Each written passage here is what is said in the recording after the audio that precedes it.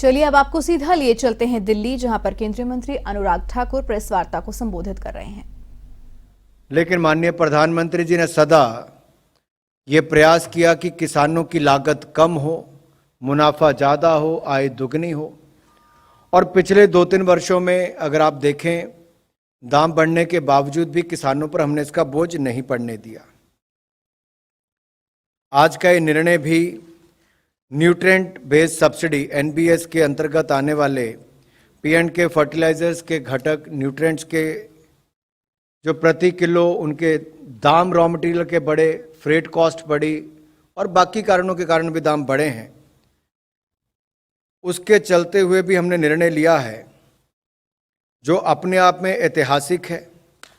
मैं ऐतिहासिक इसलिए कह रहा हूं कि 2013-14 में इस पर सब्सिडी 29,426 करोड़ रुपया थी, जो बढ़ाकर 60,939 करोड़ रुपया केवल खरीफ के सीजन के लिए की गई है।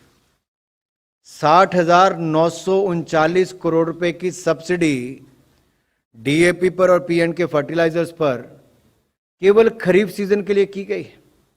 पिछले साल जहां पूरा 2021-22 में कुल बजट ही पूरे साल के लिए 57,150 करोड़ रुपए का था, वो इस पर खरीफ सीजन के ऊपर ही 60,039 करोड़ रुपए किया गया।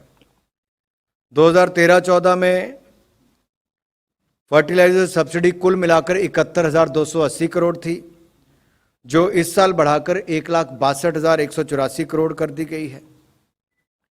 अगर मैं केवल आपको DAP का ही उदाहरण दूं तो 2020-21 में DAP के एक बैग के ऊपर 512 रुपए की सब्सिडी दी जाती थी, जिसको 5 गुना वृद्धि करके 2,501 रुपया इस वर्ष कर दिया गया है खरीफ के सीजन के लिए।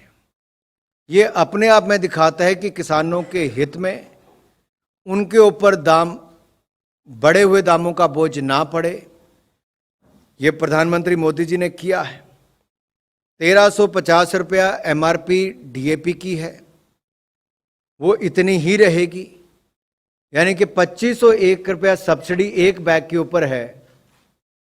जिस बैग की कीमत 1,350 रुपया है और 2,501 रुपया सब्सिडी है, यानी कि 3,851 रुपया एक्चुअल कॉस्ट होनी चाहिए, तो हमने किसान को उसमें भी लाभ दिया है।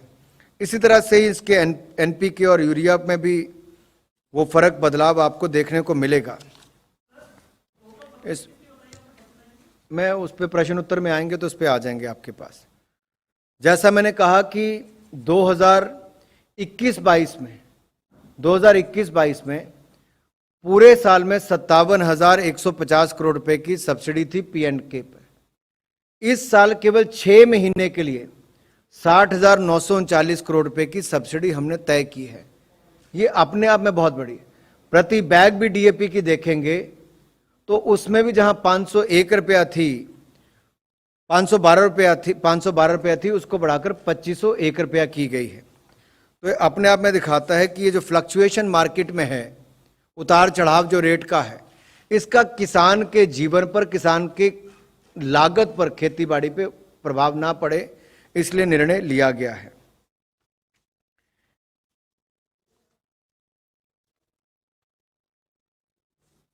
मित्रों, जो दूसरा विषय एक और, हम अधिकतर सड़कें, रेलवे और बाकी सब, पानी, इस सब की बात करते हैं कि मूलभूत सुविधाओं का एक अंग वो भी है पक्के मकान, शौचालय से लेकर बाकी सब। लेकिन अभी मैं देख रहा हूं आप सबके हाथ में मोबाइल फोन है। यहां पर